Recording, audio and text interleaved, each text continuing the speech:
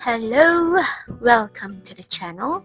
Here's me wrapping up my June 2026 fanfiction reads.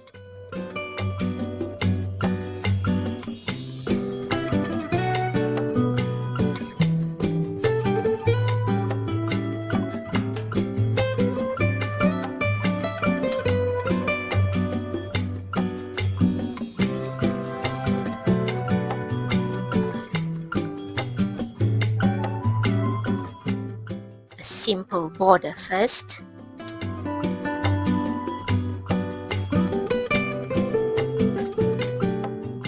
Well, moving straight to this first fic I'm reviewing, it's a 48-chapter story titled COLUMBA and AQUILA, authored by Beforetherealbook. Took me 5 days for me to finally tick it off my TBR list. Yeah, initially, I had read the title as the country Columbia. But to come straight to the fic review, for an ardent Dramione reader like me, it is rather evident that Draco had no vile intentions with Hermione from the start. He was there to save her, along with the help of his mates, Theo and Blaise. I mean, he did keep saying it's not a crush. Yeah, it's so much more than that.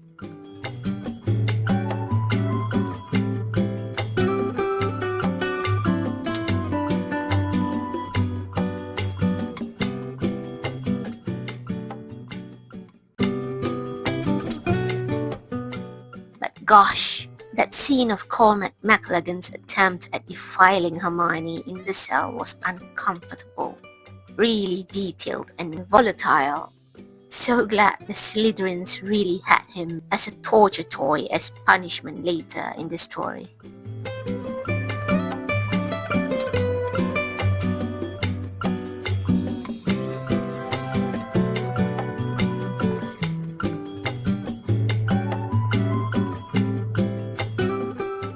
The whole Theodore not being Hermione Granger's long-lost fellow Muggle-born twin brother was a bit difficult for me to swallow. It's honestly my first time ever reading such a twist, but I just went along with the flow.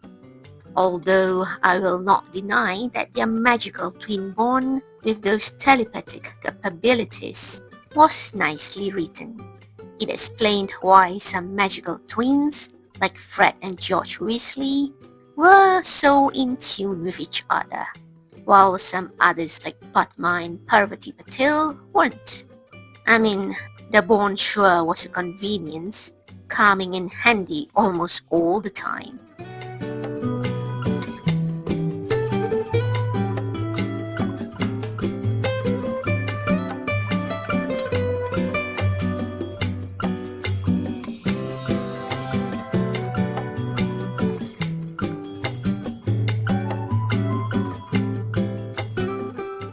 Truth to be said, I wasn't too impressed with Draco in this fic. Sure, he's a psychopath who loves Hermione Granger obsessively, always simping for her. But I thought the way he treats her and calls her sweet names just didn't seem Draco. But again, since it's a fanfiction, I told myself to just go along with it. But he sure was one gory, violent, bloodlusting man with anyone who had crossed him, aware or unawarely. And that's the first AI-generated pic I did for this fic.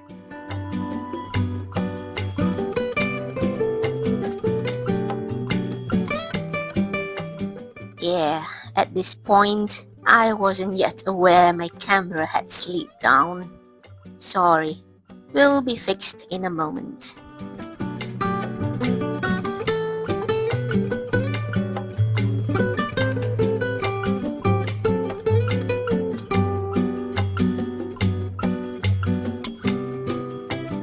There.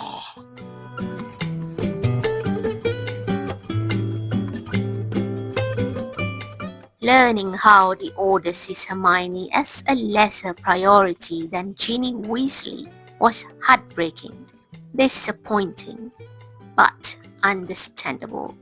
Hermione is basically an orphan with nobody in their point of view. Harry and Ron are dead, but I can't blame Draco for wanting to kill all those who voted her out in the Order. But one thing the Order didn't know was that she's the only remaining trio member who held the secret to Voldemort's demise.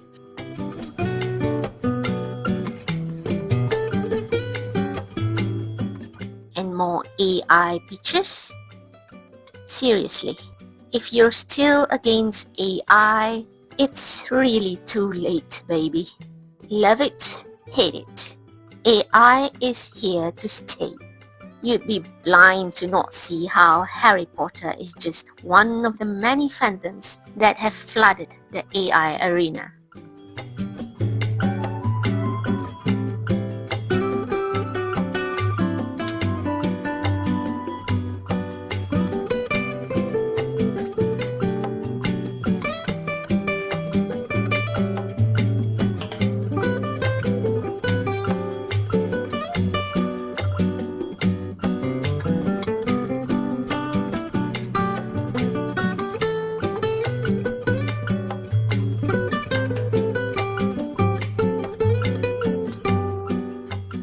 Rating this fic 4 stars.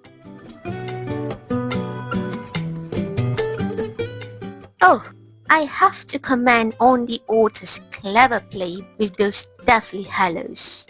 Absolutely loved how the whole thing was twisted in such a logical way to make Draco Malfoy as the ultimate master of death. It was built up brilliantly from the beginning. How Draco had always known how to deal with deaths, and he made a brilliant master of death at that. I'm so glad Hermione advised him to let his mastership a secret, known only among them two. I mean, even a slight nuance to somebody they're close to would have invoked fear and insecurity.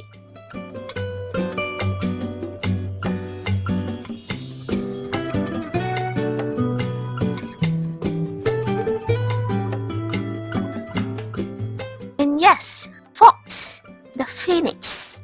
Honestly, I found it not too logical considering the Fantastic Beasts series.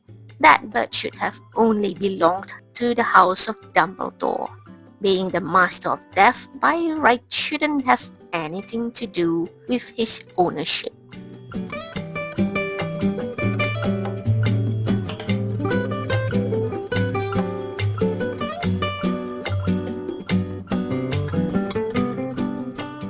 With regards to the whole eventual family wealth that was distributed, seriously, that too I found was a bit too ludicrous, if I may say so myself. Not only did Dramione had to name each children of theirs according to the vault's original owners' individual family names, but I mean, can't either Dramione just bloody combine all those vaults under at most 2 house accounts, Malfoys and Blacks, then divide them accurately and properly to their eyes? Sure, there'll be hell of a paperwork, but rather than naming their kids like that,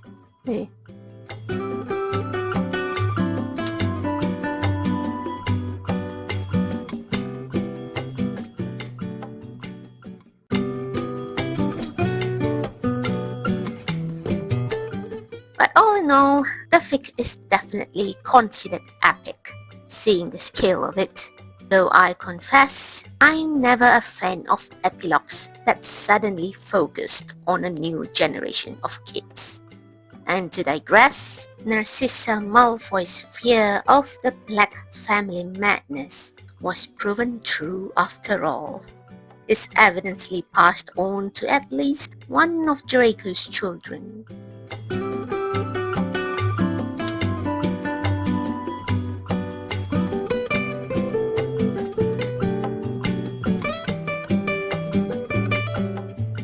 Moving on, the second fic I'm working on is titled Tremble and Depart, a 30-chapter fic written by DarkoftheMoon. Took me 4 days to finish reading it. Yeah, yet another tick to my TBR list.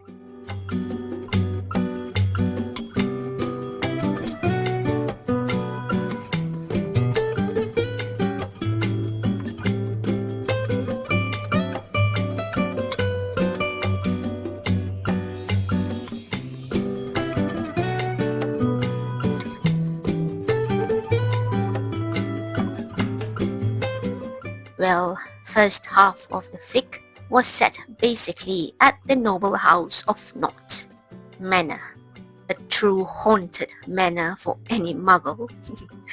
That whole setup was like a creepy, haunted escape room concept. I just felt they're not that intricate and complicated to solve as I'd feared. Thankfully so. Or perhaps both Dramione were just too intelligent as a team.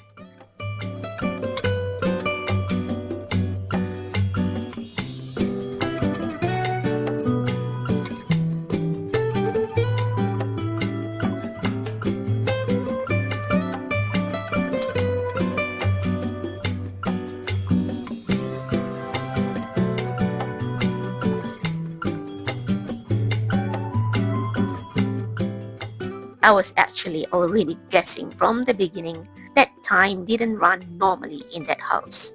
So it didn't come as a surprise when they were told they'd spend 2 months in there instead of the less than a week duration they'd felt.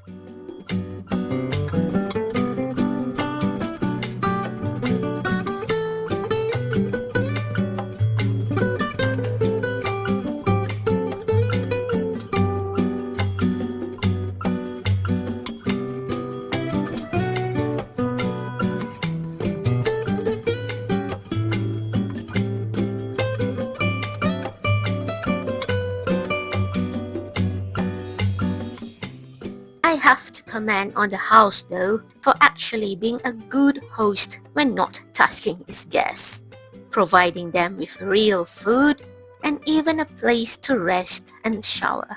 All that without the intentions of hurting or poisoning them. I personally would have never trusted anything the house supplied. Lol.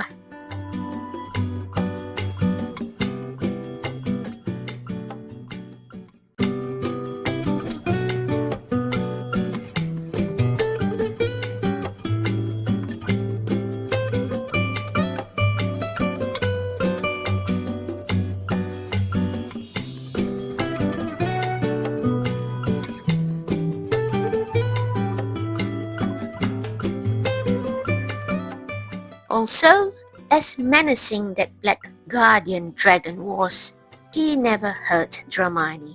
In fact, quite mannered and a conversationalist. I mean, eventually in their last day there, he really was urging both Dramione to leave quickly for their own safety. How nice. And may I just add that I think Hermione losing that hotkey was such a convenient plot twist. It was imperative that object had to be on her person all the time to be securely stored in her satchel.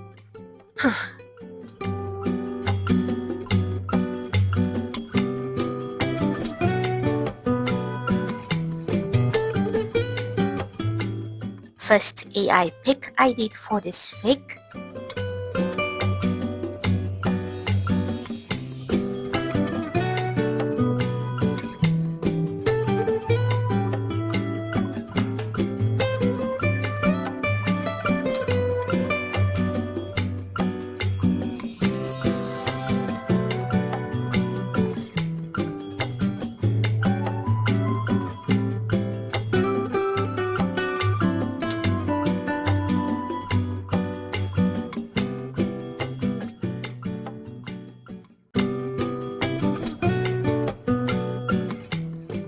Well, with Dramione, I'm so glad to learn Draco had unawarely harbored feelings for Hermione since Hogwarts. so much so that all his Slytherin mates could tell.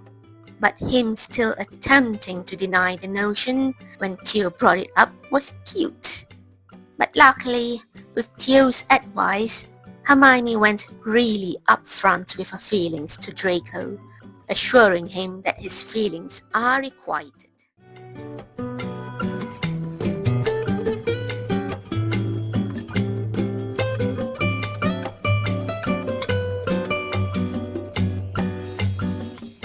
I'll also give this fic 4 stars.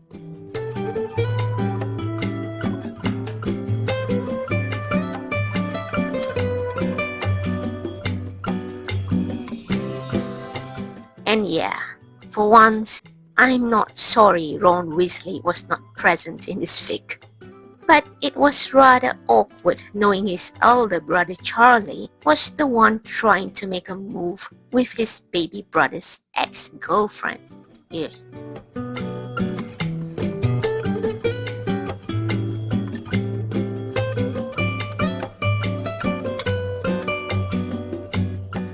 Oh, and by the way, I would usually indicate the index number of the fic, which will correlate to my reading log.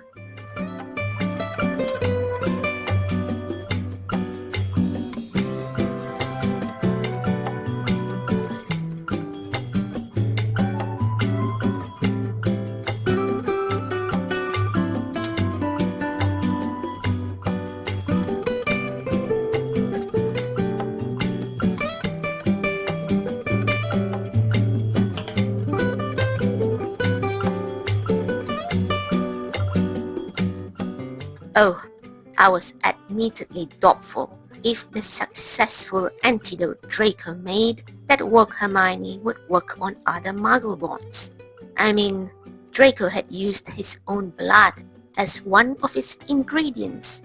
Not only that, one of the incantations he muttered to conjure the potion was his willingness to admit that his soul and his are one. So I had honestly thought each individual Muggleborn would have to at least need the blood of someone who loves them, since the antidote was indeed based off a love potion. Well, I was wrong.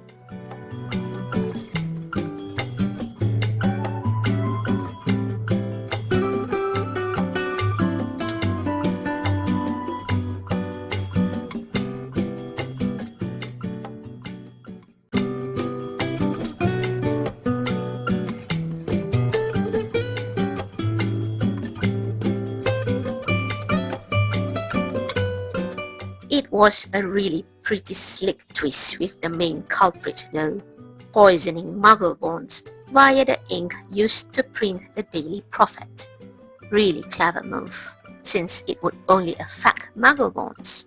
Figured Marcus Flints didn't think of that smart idea himself. It was only through a happy mistake of his.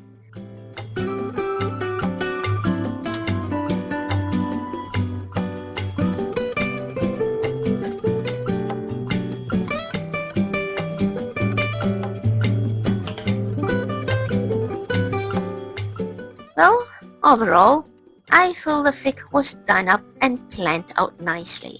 No loopholes. Certainly worth a read.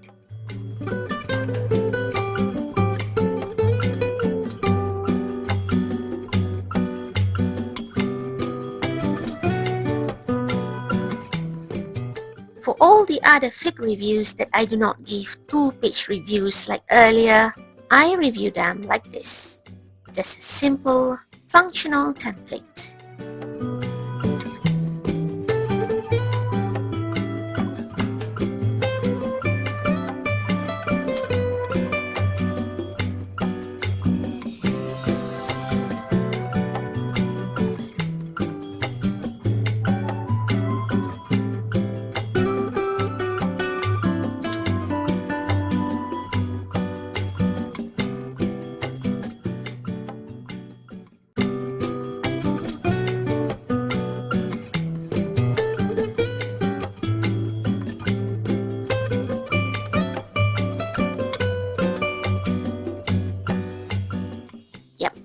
I rate my fanfic reads.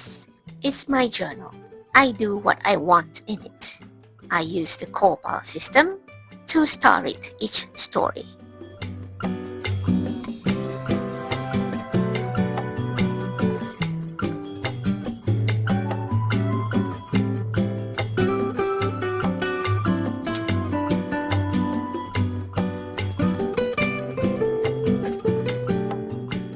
More AI-generated pics. For these, I usually choose the main or most significant scene to create on AI, just as a reminder for my future self what that particular fic is about.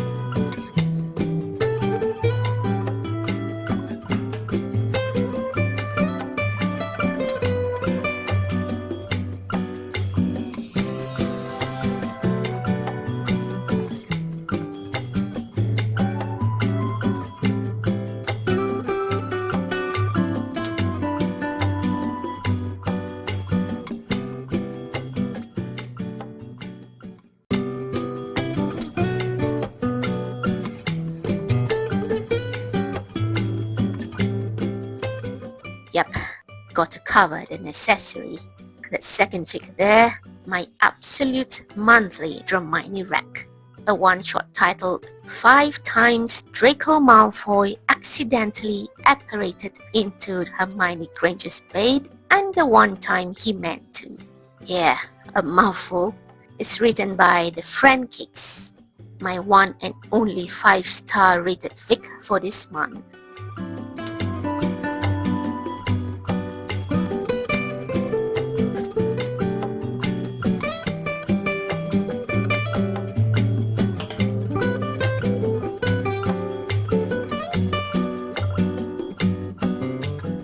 And by the way, yes, those pink dots are for the index numbers.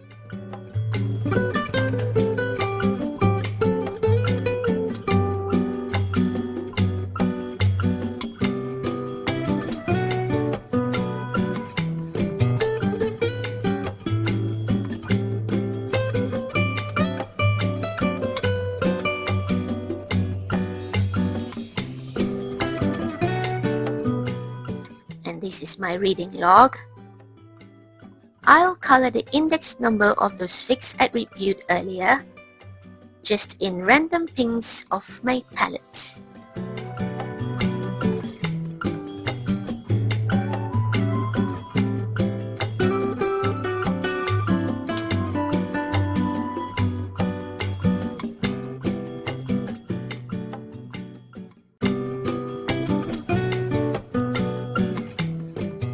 Now, that's my favorite quote of the month from the fic As Easy as Breathing by Beckskin. Thought that was deep, and I'll be using this unpeeled photo sticker along with this washi tape.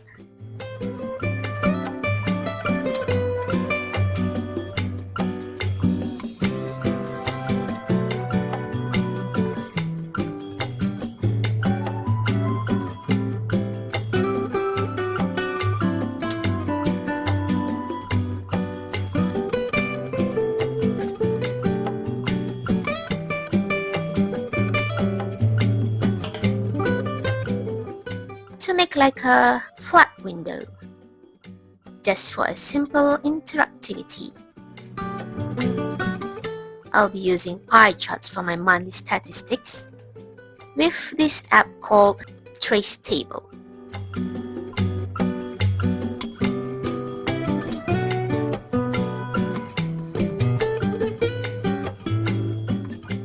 Basically using my phone as a light box.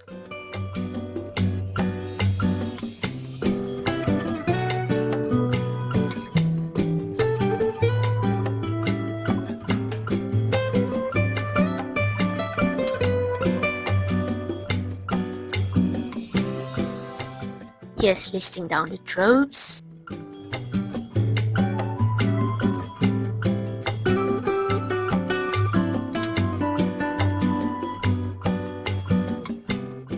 Finally, coloring in the sectors.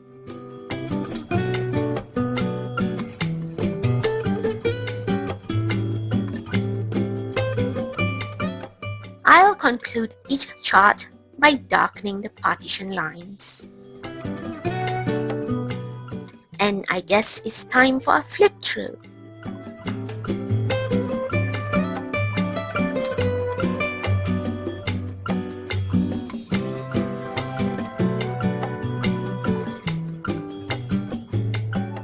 That's my DNFs.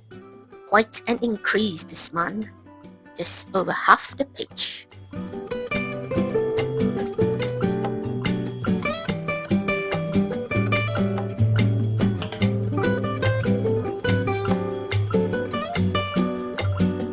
This month, for the second time, I read a total of 104 fanfictions. So I had to add in one more extra line on the third page down there to fit them all.